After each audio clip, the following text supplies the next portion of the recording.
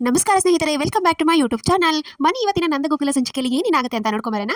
ಇಂದಿನ ಸಂಚಿಕೆಯಲ್ಲಿ ನಂದನ್ ಕುಮಾರ್ ಮೀನಾಳಿಗೆ ಆರತಿ ಎತ್ತಿ ಒಳಗಡೆ ಕರ್ಕೋಬೇಕು ಅಂತ ಆರತಿ ಮಾಡ್ತಿರ್ತಾನೆ. ಮೀನಾಗಂತೂ ತುಂಬಾ ಖುಷಿ ಆಗ್ತಿರುತ್ತೆ. ಮಾವ ಇದು ನಾನು ನಿಜಾನ ಕನಸ ನನಸ ಅಂತ ಗೊತ್ತಾಗ್ತಾ ಇಲ್ಲ ನನಗೆ ಕೇಶವ ಅಂತ ಹೇಳಿ ಫುಲ್ ಖುಷಿಯಾಗಿ ಇದು ಮಾಡ್ತಿರ್ತಾಳೆ. ಆಯ್ತಮ್ಮ ಒಳಗಡೆ ಬಾ ಮೀನಾ ಅಂತ ಹೇಳ್ತಾನೆ. ಅದಕ್ಕೆ ನನ್ನ ಹೆಸರು ಕರೆದ್ರೆ ಅಂತ ಇನ್ನೂ ಖುಷಿ ಆಗ್ತಾಳೆ. ಮಾವ ಇನ್ನೊಂದ್ಸರಿ ನನ್ನ ಹೆಸರು ಕರೀರಿ ಅಂತ ಹೇಳಿ ಮೀನಾ ಅಂತ ಕರೆಸ್ಕೊಂಡು ಸೇರೋದು ಒಳಗಡೆ ಬರ್ತಾಳೆ. ಒಳಗಡೆ ಬಂದ್ಮೇಲೆ ನಂದನ್ ಕುಮಾರ್ ಮಾತಾಡ್ತಾನೆ, ಹೇಳ್ತಾನೆ, ನನ್ನನ್ನು ಕ್ಷಮಿಸ್ಬಿಡಮ್ಮ, ನಿನ್ನ ಸೊಸೆ ಅಂತ ಒಪ್ಕೊಳ್ಳೋಕೆ ಇಷ್ಟು ದಿನ ಆಯಿತು. ನಾನು ಮುಂಚೆ ನಿನ್ನನ್ನು ನನ್ನ ಜೀವನದಲ್ಲಿ ಸೇರಿಸ್ಕೋಬಾರ್ದೆ ಅನ್ನೋ ಅಷ್ಟು ಕೋಪ ಇತ್ತು. ಆದರೆ ನಿಂದು ಸಂಸ್ಕಾರ ಹಾಗೆ ನೀನು ನಮ್ಮ ಮನೆಗಿರೋ ಇಷ್ಟು ಪ್ರೀತಿ ಅದನ್ನೆಲ್ಲ ನೋಡಿ ನನಗೆ ಸೊಸೆ ಅಂತ ಒಪ್ಕೊಳ್ಳೋ ಇದು ಬಂತು.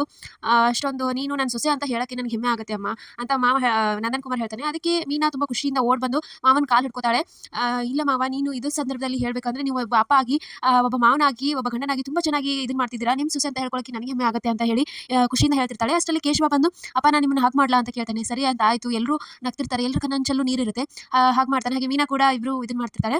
ಅಷ್ಟರಲ್ಲಿ ಮೀನಾ ಗಿರಿಜಾನ ಕರ್ಕೊಂಡ್ಬಂದು, ಅತ್ತೆ ನೀವು ಹೇಳಿದ್ದು ನಿಜ, ಅವತ್ತು ಹೇಳಿದ್ರಲ್ಲ ಆದಷ್ಟು ಬೇಗ ನಿಮ್ಮ ಮಾವ ಒಪ್ಕೋತಾರೆ ಅಂತ, ಅದು ಆದಷ್ಟು ಬೇಗ ನಿಜ ಆಯಿತು ನೋಡಿ ಅತ್ತೆ, ನಿಮ್ಮ ಬಾಯಲ್ಲಿ ಮಚ್ಚೆ ಇದೆ, ಬನ್ನಿ ನೀವಿಬ್ರು ನಿಂತ್ಕೊಳ್ಳಿ, ಆಶೀರ್ವಾದ ಮಾಡಿಸ್ಕೋಬೇಕು, ನಾವು ಇಬ್ರು ಮದುವೆ ಆದಿಂದ ಮಾಡಿಸ್ಕೊಂಡಿಲ್ಲ ಅಂತ ಆಶೀರ್ವಾದ ಮಾಡ್ತಾರೆ. ಏನಮ್ಮ ಮೀನಾ ಆವಾಗಲಿಂದ ಅಳ್ತಾ ಇದೆಯಾ, ಎಷ್ಟೊಂದು ಖುಷಿ ಆದ್ರು ಅಂತ ನಂದನ್ ಕುಮಾರ್ ಹೇಳ್ತಾನೆ. ನೀ ಗಿರಿಜಾ ಈ ಮನೆ ಭಾಗ್ಯಲಕ್ಷ್ಮಿ ಆದರೆ ನೀನು ಮನೆ ಮಹಾಲಕ್ಷ್ಮಿ, ಕಣ್ಣೀರು ಹಾಕಬಾರ್ದು ಅಂತ ಹೇಳಿ ಹೇಳ್ತಾರೆ. ಸರಿ ಮಾವ ಅಂತ ಹೇಳಿ ಎಲ್ಲರೂ ಖುಷಿಯಾಗಿರ್ತಾರೆ.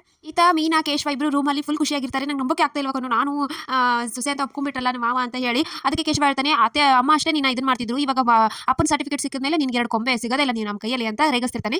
ಆಮೇಲೆ ಈತ ಗಿರಿಜಾ ಅಡುಗೆ ಮನೆಯಲ್ಲಿ ಅಡುಗೆ ಮಾಡಕ್ಕಂತ ಹೋಗಿರ್ತಾಳೆ.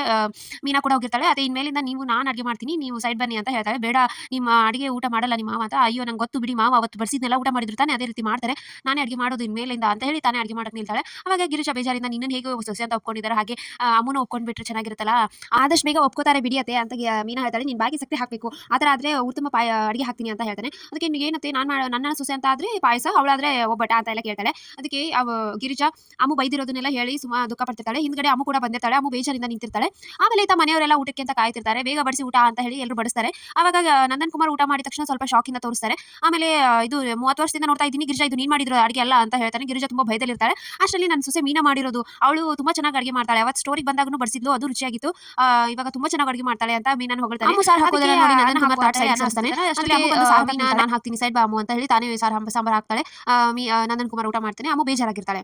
ಸೊ ಇಷ್ಟಿತ್ತು ಇವತ್ತಿನ ಸಂಚಿಕೆ. ಸೊ ವಿಡಿಯೋ ಇಷ್ಟ ಆಯ್ತು ಅಂದ್ರೆ ಸಬ್ಸ್ಕ್ರೈಬ್ ಮಾಡೋದನ್ನ ಮರಿಬೇಡಿ. C in the next